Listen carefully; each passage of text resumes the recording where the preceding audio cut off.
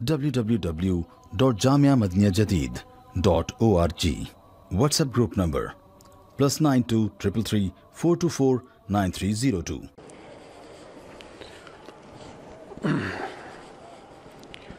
بسم اللہ الرحمن الرحیم نحمدہ ونصلی علی رسولہ الکریم اما بعد. بخاری شریف کی آخری حدیث شریف آپ کے سامنے پڑھی گئی اور سند کے ساتھ پڑھی گئی. سند کا مطلب یہ ہے کہ یہاں جس طالب علم نے پڑھی ہے وہ اپنے استاد کا نام اس میں بیان کر رہے ہیں اور آگے ان کے استاد کا نام بیان کر رہے ہیں، اور یہ استادی شاگردی کا سلسلہ آپ اسی مجلس میں حضرت محمد رسول اللہ صلی اللہ علیہ وسلم تک بیان کیا ہے. تو اس کا مطلب یہ ہوا کہ یہ جو آپ کے عزیز و اقارب اور بچوں نے جس چیز کو اس مدرسے میں حاصل کیا ہے، یہ ایک بنیادی چیز کو سیکھا ہے. کیونکہ جو ایک چھوٹی سی حدیث پڑھ کر سنائی انہوں نے، ایک چھوٹا سا جملہ، کلمتان حبیبتان الی الرحمن خفیفتان علی اللسان ثقیلتان فی المیزان سبحان اللہ وبحمدہ سبحان اللہ العظیم. یہ چھوٹا سا جملہ جو حضرت محمد رسول اللہ صلی اللہ علیہ وسلم نے ارشاد فرمایا، اس کو پڑھنے میں مجھے 10 سیکنڈ لگے ہوں گے مشکل سے، لیکن اس چھوٹے سے جملے کے لیے پوری سند محفوظ ہے. پوری سند یہاں سے لے کر حضرت محمد رسول اللہ صلی اللہ علیہ وسلم تک اس قدر اللہ نے اس دین کو محفوظ فرما دیا اور اسے ایسا مستحکم اور مضبوط بنا دیا کہ دنیا کی ساری طاقتیں اسے ختم کرنے میں لگی ہوئی ہیں، مدت سے لگی ہوئی ہیں اور آئندہ بھی لگی رہیں گی، لیکن انشاءاللہ وہ ناکام ہی ہوں گی. یہ بہت بابرکت دین ہے، بابرکت نظام ہے، جس سے آپ کی اولادیں متعارف ہو رہی ہیں، سیکھ رہی ہیں، پھر اپنے اپنے علاقوں میں جا کر آپ آنے والی اگلی نسل تک یہ علوم پہنچاتی ہیں. اس کے بغیر ہماری اصل نہیں ہے کچھ بھی. عیسائیوں کے پاس چھوٹی سی بات بیان کرنے کے لیے بھی سند نہیں ہے، یہودیوں کے پاس بھی سند نہیں ہے، مشرکین کے پاس بھی سند نہیں ہے، کسی کے پاس نہیں ہے. جتنے باطل فرقے ہیں، قادیانیوں کے پاس کچھ بھی نہیں ہے. یہ روشنی بند کریں، یہ موبائل یا فون یہ بند کریں بھائی، موبائل سے اعتراض کریں، تصویر کشی سے باز آئیں بھائی. تو کوئی سند نہیں، جو بات ہے بلا سند ہے، جو بات ہے بلا اصل ہے.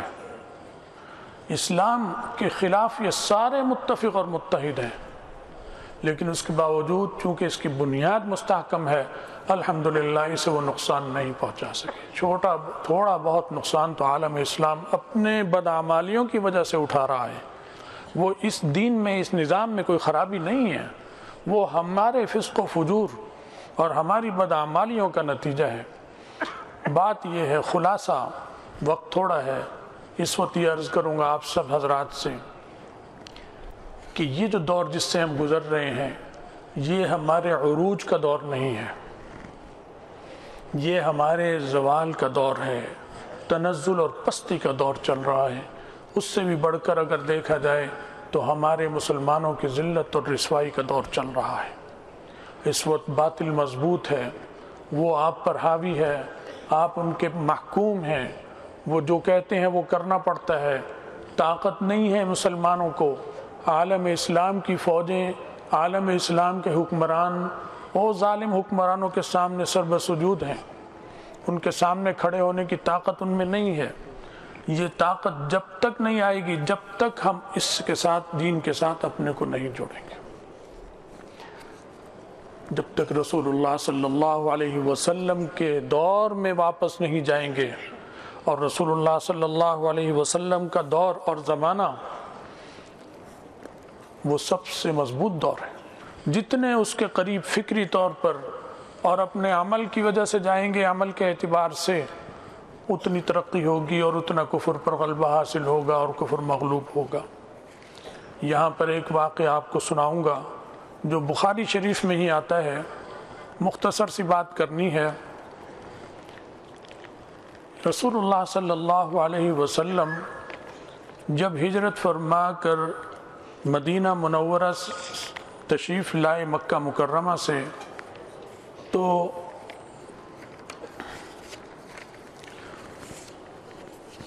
مدینہ منورہ میں اطلاع تھی کہ وہ روانہ ہو چکے ہیں اور کسی بھی وقت پہنچ سکتے ہیں۔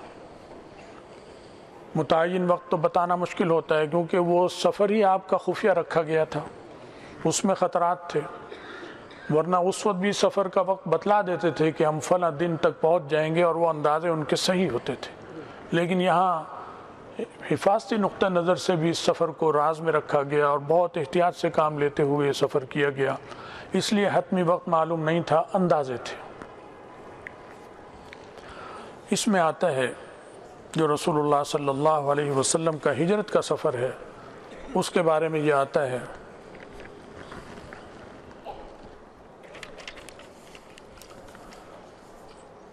کہ نبی علیہ السلام کا جب مدینہ منورہ آمد کی خبر ہوئی، وَسَمِعَ الْمُسْلِمُونَ بِالْمَدِينَةِ بِمَخْرَجِ رسول اللہ صلی اللہ علیہ وسلم من مکہ، کہ آپ مکے سے روانہ ہو چکے ہیں، یہ جب سنا فَكَانُوا يَغْدُونَ كُلَّ غَدَاةٍ إِلَى الْحَرَّةِ، تو اہل مدینہ جو منتظر تھے، جن میں صحابہ بھی تھے اور عام مسلمان بھی تھے جو صحابہ کے ساتھ وابستہ ہو چکے تھے، اگرچہ بہت تھوڑی تعداد تھی مسلمانوں کی، اور مہاجرین بھی تھے جو نبی علیہ السلام سے پہلے ہجرت کر کر پہنچ چکے تھے مدینہ منورہ میں۔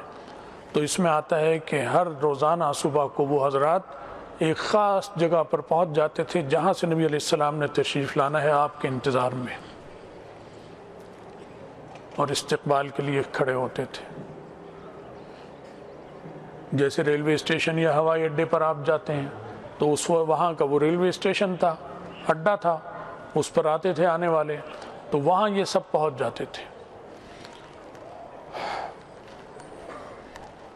فَيَنْتَظِرُونَهُ حَتَّى يَرُدَّهُمْ حَرُّ الظَّهِيرَةِ، انتظار کرتے رہتے حتیٰ کہ گرمی کی شدت جب ہو جاتی اور آپ نہیں تشریف لاتے تو یہ حضرات واپس اپنے اپنے گھروں میں آ جاتے، آرام کرتے، قیلولہ کرتے، کیونکہ نبی علیہ السلام بھی اس وقت عام طور پر سفر کرنے والا بھی اس وقت آرام کرتا ہے، جہاں بھی ہوتا ہے پڑاؤ کرتا ہے، قیلولہ کر لیتا ہے، تو آنے کے امکانات بہت کم ہوتے ہیں۔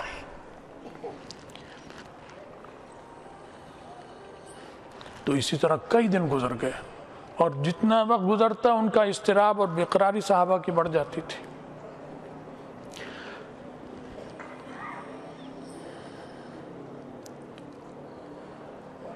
فَانْقَلَبُوا يَوْمًا بَعْدَ مَا طَالُوا انتظارهم، ایک دن جب بہت زیادہ انتظار کیا پھر آپ تشریف نہ لائے تو پھر مایوس ہو کر کہ آج نہیں شاید کل تشریف لائیں، سب واپس آ گیا۔ فَلَمَّا آوَوْا إِلَى بُيُوتِهِمْ، تو جب اپنے گھروں میں سب آ کے صحابہ کرام بیٹھ گئے، کسی نے کھانا کھایا ہوگا، کوئی لیٹ گیا ہوگا، حدیث میں آتا ہے أَوْفَى رَجُلٌ مِّن يَهُودِ عَلَى أُطُمٍ مِّنْ آطَامِهِمْ لِأَمْرٍ يَنْظُرُ إِلَيْهِ، تو وہاں کا یہودی بھی بہت رہتے تھے، وہاں عیسائی اور مشرک بھی تھے مدینہ کی آبادی میں، تو ایک یہودی اپنے کسی کام سے اپنے قلعے پہ چڑھا، کوئی کام اس چیز تھی اسے دیکھنے کے لیے چڑھا، تو وہ دیکھ رہا تھا اور چرچا تھا نبی علیہ السلام کی تشریف آوری کا، ہر ایک کو پتہ تھا، کفار کو بھی پتہ تھا کہ ان کے بڑے آنے ہیں، ان کے بزرگ جو ہیں وہ آ رہے ہیں۔ تو فَبَصُرَ بِرَسُولِ اللَّهِ صلی اللہ علیہ وسلم وَأَصْحَابِهِ مُبْيَضِّينَ، تو اس کی نظر پڑی دور حضرت محمد رسول اللہ صلی اللہ علیہ وسلم اور آپ کے ساتھ جو آپ کے رفقا تھے ان پر، کہ وہ سفید سفید کپڑوں میں کوئی دور سے چلا آ رہا ہے۔ پہچان تو نہیں سکتا تھا، لیکن اتنا سمجھ گیا کہ ہیں اجنبی نئے لوگ، طور طریقہ ہر چیز سے اندازہ ان سے بھی ہو جاتا ہے، اور اسے معلوم بھی تھا کہ یہ انتظار میں ہے، اور وہ سب جا چکے تھے۔ تو اس کی جب نظر پڑی تو کہتے ہیں یہاں پر کہ یہودی کو اپنے پہ قابو نہیں رہا، وہیں سے اس نے بہت زور کر چیخ کر کہا مسلمانوں کو کہ یا معاشر العرب ھذا جدکم الذی تنتظرون، یہ تمہارے بزرگ جن کا تم انتظار کر رہے تھے وہ آ رہے ہیں، وہ آ گئے۔ اب یہ آواز گھروں میں پہنچی اور گھروں سے دوسرے گھروں میں گئی، سب کو گئی۔ صحابہ کرام اپنے آرام سے گھروں میں بیٹھے تھے، تو یہاں آ رہا ہے اس میں کہ جب یہ آواز پہنچی ہے تو فصار المسلمون الی السلاح، تو مسلمان ایک دم اٹھے اور اپنے ہتھیاروں کی طرف لپکے، ہتھیار اٹھائے، فوراً تلواریں اٹھائیں، تیر اٹھائے، ڈھال اٹھائی، اور جو ترکش تھے وہ اٹھائے، اور اٹھا کر وہ نکلے اور رسول اللہ صلی اللہ علیہ وسلم کے استقبال کے لیے دیوانہ وار وہاں پہنچ گئے۔ اس حدیث میں صلحاء کا نقشہ پیش کیا گیا کہ صلحاء زندہ کیسے رہتے تھے، ان کے شب و روز کیسے ہوتے تھے۔ اس لیے میں نے آپ حضرات کے سامنے یہ حدیث پیش کی کہ استقبال اس وقت کے صلحاء سے بڑھ کر تو کوئی صحابی نہیں، صحابہ سے بڑھ کر تو کوئی صالح نہیں ہے بھائی، ان سے بڑھ کر کوئی نہ درویش نہ بزرگ، وہ قطبوں کے بھی سردار، وہ غوثوں کے بھی سردار، وہ پیروں کے بھی سردار، علماء کے بھی سردار، محدثین کے بھی سردار، اور فقیہ جتنے حضرات ہیں فقہاء کے بھی سردار۔ تو ان کا طرز یہ تھا کہ اپنے ساتھ ہتھیار ہر وقت رکھتے تھے، مسلح رہتے تھے، اور اس کے بعد وہ گئے اور اس ہتھیاروں کے ساتھ گھیر کر رسول اللہ صلی اللہ علیہ وسلم کا استقبال کرتے ہوئے مدینہ منورہ میں آپ کو لے کر آئے۔ حدیث میں آتا ہے کہ نبی علیہ السلام جس محلے میں ٹھہرے، آ کر آپ اترے، وہاں آتے ہی تشریف لائے آپ بنو عمرو بن عوف، وہاں پر ٹھہرے۔ ٹھہرتے ہی آپ نے سب سے پہلے مسجد بنائی، مسجد کی بنیاد رکھی۔ تو اس سے کیا پتہ چل رہا ہے کہ ماحول صلح کا کیا ہوتا ہے کہ ہتھیار اٹھانے ہیں لیکن مسجد سے جڑنا ہے۔ ہتھیار تمہارا زیور ہے اور اللہ کی عبادت کرنی ہے اور مسجد سے جڑنا ہے، تو سب سے پہلے رسول اللہ صلی اللہ علیہ وسلم نے مسجد کی بنیاد رکھی، کیونکہ آپ تو عالمی لیڈر تھے اور قائد تھے، تو دفتر کی ضرورت تھی، اور مسجد مرکز ہوتا ہے ساری چیزوں کا۔ چنانچہ رسول اللہ صلی اللہ علیہ وسلم نے مسجد ہی میں زندگی گزاری، اور مسجد سے ملے ہوئے آپ کے حجرے تھے، اور تمام لوگوں سے آمد و رفت اور ملاقات، اور لشکروں کی ترتیب اور مسائل کا بیان کرنا، سیاسی امور انجام دینا، وفود سے گفتگو کرنا، سیاسی گفتگو، تجارتی گفتگو، وفود تشکیل دینا اور روانہ کرنا، یہ سارا کا سارا سیکریٹریٹ میں ہوتا تھا جو رسول اللہ صلی اللہ علیہ وسلم نے قائم فرمایا تھا مسجد میں۔ تو صلح کا یہ ہے ماحول جو حدیث میں پیش کیا گیا۔ تو معلوم ہوا کہ اب ہم صلح سے دور ہو گئے، اب ہم جہاد سے بھی دور ہو گئے، ہم مسجد سے بھی دور ہو گئے۔ مسجد سے جڑنے کا صرف مطلب نماز نہیں ہے کہ نماز پڑھ لی 5 وقت کی، نبی علیہ الصلوۃ والسلام تمام امور وہاں انجام دیتے تھے۔ لہذا ضرورت اس بات کی ہے کہ مسلمان اپنے کو واپس صلح کے طریقے کے ساتھ جوڑیں۔ اسلامی حکومتوں کی ذمہ داری ہے کہ وہ عوام کو جنگ کی تربیت دیں، جنگ کی نہیں یعنی جہاد کی تربیت دیں۔ جنگ اور جہاد میں فرق ہوتا ہے۔ جنگ نام ہے تخریب کاری کا، جہاد نام ہے امن کو قائم کرنے کا اور کلمہ حق کو بلند کرنے کا، ظالم کو روکنے کا، ظلم سے اور مظلوم کی مدد کرنے کا، یہ ہے جہاد۔ اور جنگ جو ہوتی ہے وہ تو تخریب ہے۔ سارا عالم کفار جو ہے وہ جنگ کرتا ہے، جہاد نہیں کرتا۔ جہاد تو حضرت محمد رسول اللہ صلی اللہ علیہ وسلم اور انبیاء علیہ السلام کرتے رہے۔ اسی وجہ سے جہاد کے لفظ سے ڈرتے ہیں، کیونکہ انہیں معلوم ہے کہ جب جہاد بلند ہوتا ہے تو ظالم کی کمر ٹوٹ جاتی ہے اور مظلوم کی مدد ہوتی ہے۔ اور یہ اس سے ان کا سارا نظام ظالمانہ تباہ و برباد ہوتا ہے. تو بھائی اس سے جڑنے کی ضرورت ہے. اس وقت ہم میں فسق و فجور عام ہو چکا ہے. ابھی کچھ عرصہ پہلے مجھے ایک طالب علم نے کہا، یہیں کا پڑھتا ہے یہاں، کہ حضرت امام مہدی سے اس کو یہیں پر کہیں کسی جگہ ملاقات ہوئی ہے، نامعلوم جگہ پہ، اور ان سے ملا اور بات ہوئی.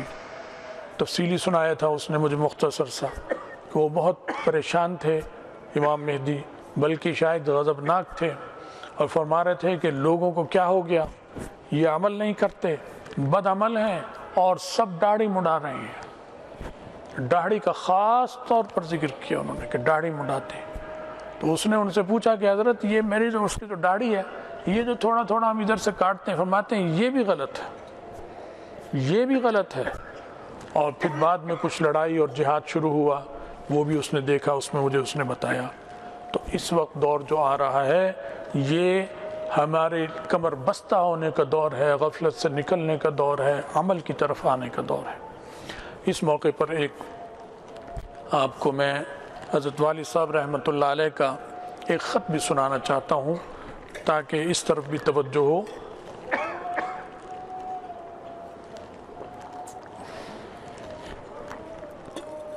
یہ خط حضرت رحمۃ اللہ علیہ کا ایک کشف ہے. اس کشف کو حضرت نے اس میں تحریر فرمایا ہے. یہ ہمارے جامعہ مدنیہ جدید کے واٹس ایپ میں بھی آیا ہے، انوار مدینہ میں ہی پہلے چھپ چکا ہے، اور ہمارے واٹس ایپ کے مجموعے پر بھی میرے بڑے بھائی حضرت مولانا رشید میاں صاحب مدہ ظلہم العالی نے اس پر کچھ بیان بھی ہے 5-7 منٹ کا ان کا، وہ بھی ہم نے اس پہ ڈالا ہوا ہے. تو اس کا یہ خط جو آیا، اس میں حضرت رحمۃ اللہ علیہ ایک صاحب کو جو حج کے لیے تشریف لا رہے تھے 15 ذی قعدہ کو لکھا، 1395 ہجری، اور 15 ذی قعدہ کا مطلب ہے کہ وہ حج کے لیے گئے ہیں، ذی قعدہ تھا اور ذی الحجہ میں حج ہوتا ہے. تو اس سے تقریباً یہ 20-25 دن پہلے یہ خط تھا. تو وہ تشریف لے جا رہے تھے. سن 1975 کی بات ہوئی انگریزی تاریخ کے اعتبار سے.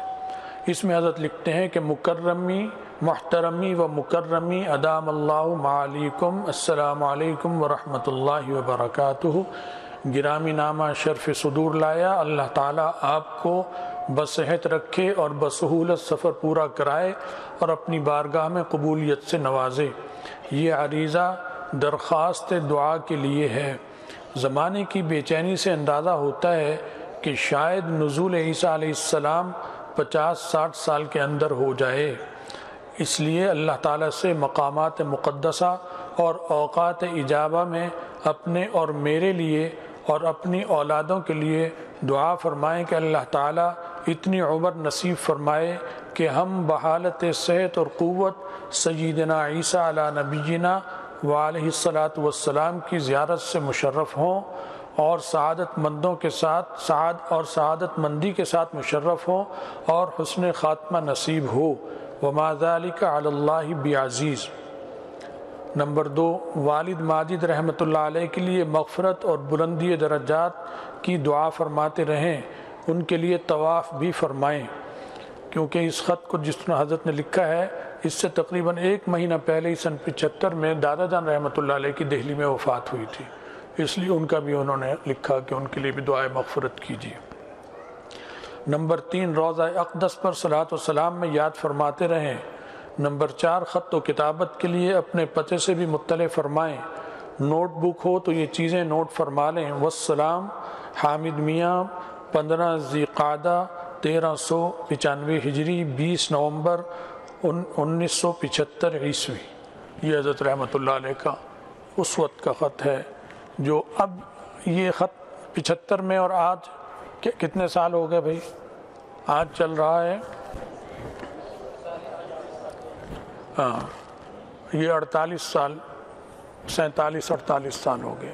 تو حضرت نے اس میں لکھا ہے کہ ایسا لگتا ہے کہ 50-60 سال کے اندر ان کا نزول ہو جائے گا. حالات کی بے چینی سے اندازہ ہوتا ہے. اسی طرح دارالعلوم دیوبند کے محتمم تھے غالباً حضرت مولانا رفیع الدین صاحب رحمۃ اللہ علیہ، ان کا نام اس میں گرامی تھا، ایسا ہی تھا نام جی؟ وہی یہی نام ہے. یہ بہت صالح بڑے پاکیزہ تھے. انہوں نے حج پر تشریف لے گئے بہت عرصہ پہلے. تو جب حج پہ تشریف لے گئے تو ایک قرآن پاک بھی لے گئے اور ایک تلوار بھی لے گئے ساتھ. اور جو وہاں کلید بردار ہیں بیت اللہ کے متولی، جو نبی علیہ السلام کے زمانے سے جو خاندان چلا آ رہا ہے، انہیں مصحف بھی دیا اور تلوار بھی دی کہ آپ حضرات کا عیسیٰ علیہ السلام سے تو ملاقات آپ کی ہوگی، کیونکہ آپ متولی ہیں، خاندان آپ کا چلا آ رہا ہے. تو یہ میری طرف سے یہ تلوار ان کی خدمت میں آپ پیش کر دیں تاکہ وہ جو جہاد قائم کریں گے اس میں ہمارا حصہ ہو جائے. اس وقت انہوں نے دی. اللہ اکبر اللہ اکبر.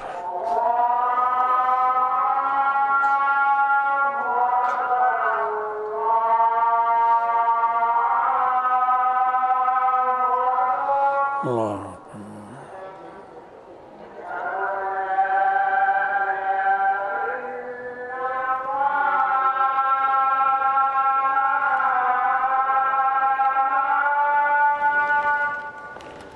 اشہد ان لا الہ الا اللہ.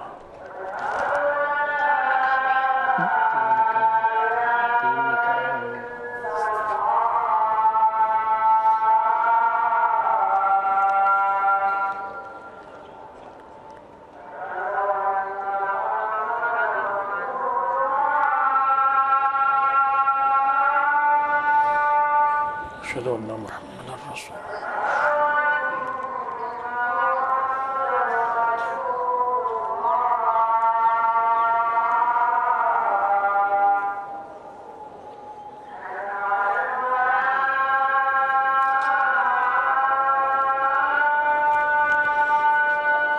لا حول ولا قوة إلا بالله.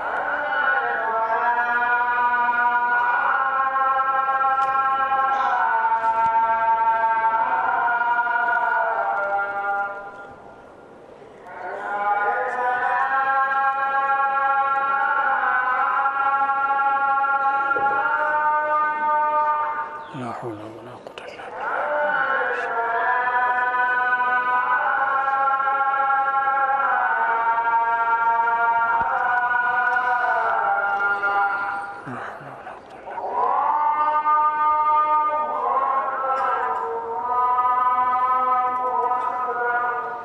اللہ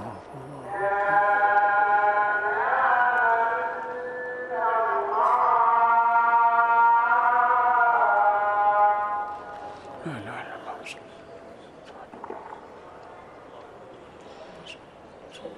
نماز جو ہے وہ دعا کے بعد ہوگی، دستار بندی ہوگی، اس کے بعد دعا پھر دستار بندی اور اس کے بعد نماز ہوگی. جن کا نکاح ہے نا انہیں پہلے سے بٹھا لیں یہاں پر. سکیں جن کا نکاح ہے وہ اور وکیل ان کو بلا لیں تاکہ وقت نہ لگے اس وقت. جن کا نکاح ہے ان کو اور وکیلوں کو پہلے بلا کے قریب بٹھائیں نکاح تاکہ وقت نہ لگے. جی تو میں یہ عرض کر رہا تھا کہ یہ والد ماجد رحمۃ اللہ علیہ کا مکاشفہ ہے. اسی جامعہ کہ وہ بانی بھی ہیں. اللہ تعالیٰ ان پہ کروڑوں رحمت نازل فرمائے. سن 82-83 میں حضرت نے خواب دیکھا. یہ تو ان کا کشف ہے. اور وہ خواب میں دیکھا کہ جیسے آج حضرت امام مہدی کی پیدائش ہو گئی ہے. تو حضرت اٹھے اور بتلایا کہ میں نے یہ خواب دیکھا ہے کہ حضرت امام مہدی جو ہیں علیہ الرضوان وہ آج پیدا ہو گئے. تو سن 80-84 سے اگر آپ اندازہ کریں گے تو وہ بھی 50 سال ہونے والے ہیں. اور 50-60 سال اس میں بھی لکھ رہے ہیں حضرت رحمۃ اللہ علیہ. اچھا اسی زمانے میں ایک طالب علم تھے جو برما کے تھے ہمارے جامعہ کے. وہ ماریشس افریقہ میں ان کا جانا آنا تھا. ان کے میزبان تھے وہاں. وہ وہاں جاتے تھے. انہوں نے یہ بات مولانا رشید میاں صاحب کو بتائی. میری ان سے ملاقات نہیں ہوئی. انہوں نے بتائی کہ ماریشس میں وہ بہت نیک صالح تھے. میں ان سے ملا. وہ میزبان تھے. تو وہ کہنے لگے کہ میں نے خواب دیکھا ہے کہ جیسے حرم شریف میں حضرت عیسیٰ علیہ السلام چھوٹے سے، حضرت امام مہدی علیہ رضوان چھوٹے بچے ہیں بہت چھوٹے سے، اور ان کے والد صاحب دونوں کو میں نے خواب میں دیکھا۔ اس کے بعد ان کا حج یا عمرے پہ جانا ہوا۔ وہ جو ماریشس میں تھے ان کے میزبان، وہ کہتے ہیں جب میں وہاں گیا تو اب یہ معلوم نہیں حرم مکی تھا یا حرم مدنی جو بھی تھا، وہاں پر ان کی کہنے لگے کہ میں نے دیکھا ایک صاحب کو، ان کے ساتھ ایک بچہ ہے، اور مجھے وہ خواب یاد آ گیا، اور بے نہیں وہی شکل و صورت والد کی اور وہی بچے کی، وہ وہاں موجود تھے۔ تو کہنے لگے میں بہت حیران ہوا کہ بالکل وہی شکل جو مجھے خواب میں دکھائی گئی، باپ بیٹا یہ وہی ہے۔ پھر وہ کہتے ہیں کہ میں نے چاہا کہ میں آگے بڑھوں اور ان سے مصافحہ کروں، لیکن جب ارادہ کیا تو ایسی ہیبت طاری ہوئی مجھ پر کہ مجھ میں آگے بڑھنے کی جسارت نہیں ہو سکی۔ تو اتنی دیر میں وہ تشریف لے گئے دونوں باپ بیٹے۔ تو یہ چیزیں ہوئی، اور یہ خط حضرت رحمۃ اللہ علیہ کا۔ تو یہ دور فتنے کا چل رہا ہے، اور اس فتنے کے دور میں ایمان پر حملہ ہوگا، جس کے ایمان پر، آپ کے پیسے پر، مال جائیداد پر نہیں، سب سے بڑا حملہ ایمان پر کیا جائے گا۔ اپنے ایمان کو بچانے کی فکر امت کو کرنی چاہیے۔ یہ دور اس قسم کا آ رہا ہے۔ تو بہرحال وقت آذان بھی ہو گئی، اور بھی کچھ باتیں میں عرض کرنی چاہتا تھا، لیکن اب وقت اتنا نہیں ہے۔ تو اللہ تعالیٰ توفیق دے عمل کی بھی، اور جو کوتاہیاں ہیں ان کو دور کرنے کی بھی توفیق دے، اور ہم میں آپس میں اتفاق اور اتحاد عطا فرمائے۔ وآخر دعوانا ان الحمد للہ رب العالمین۔